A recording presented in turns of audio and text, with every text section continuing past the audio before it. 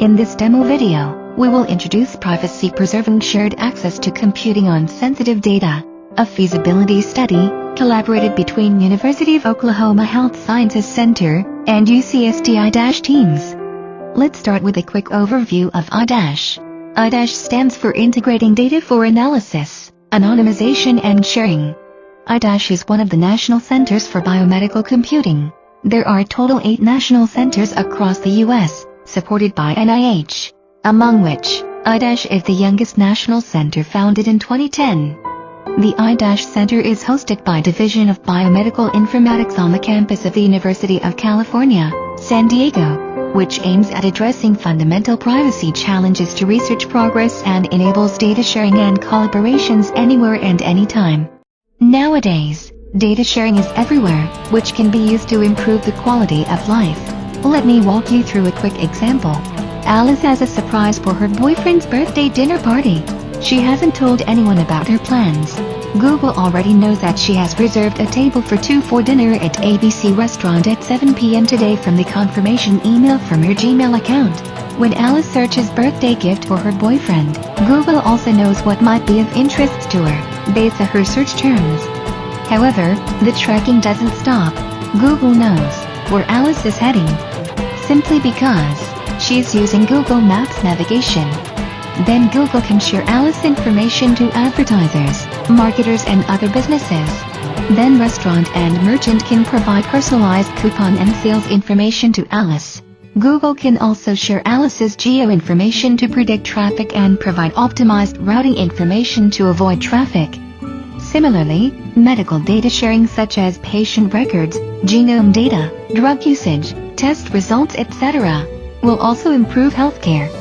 For example, influenza is a highly infectious viral illness, which causes moderate to severe condition and affects all age groups.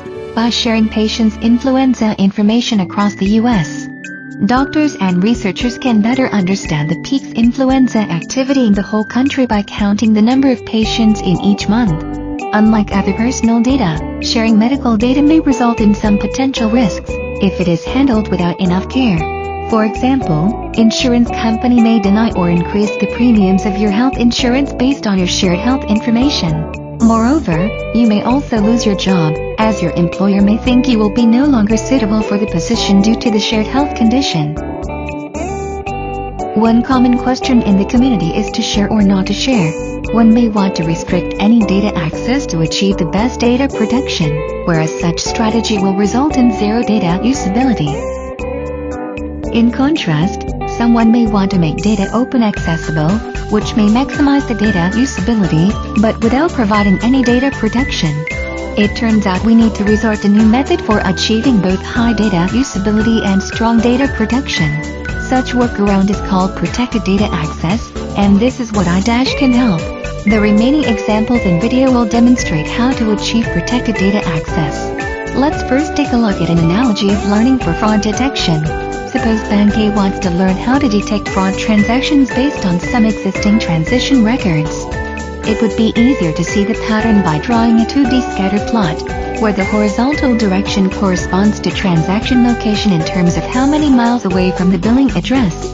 The vertical direction refers to the transaction amount in terms of US dollar. Each cross mark represents a normal transaction record with the corresponding transaction location and amount as its coordinate. Similarly, the check marks denote the fraud transactions.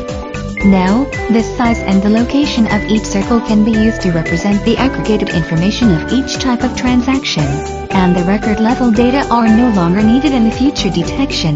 Now we can use the aggregated circle information to protect record level data privacy, as well as preserve the data utility for fraud detection. For example, if a new transaction falls into the fraud circle, the Bank A can predict it highly looks like a fraud transaction. We can also extend the previous example into a privacy-preserving distributed collaborative framework. Suppose we have 2 banks A and B as well as a trusted third party. Both banks A and B wants to share their aggregated circle information with a trusted third party. Then, the trusted third party can learn a global information circle without accessing the record level data. Therefore, we protected data privacy as well as maintain the data privacy.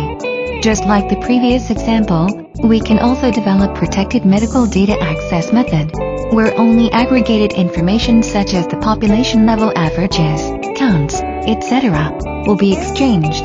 Then, a trusted third party can use these aggregated information to perform a global study without requiring to access the raw data. Therefore, we can protect both data privacy and data utility. This is the end. Thanks for watching this video demo.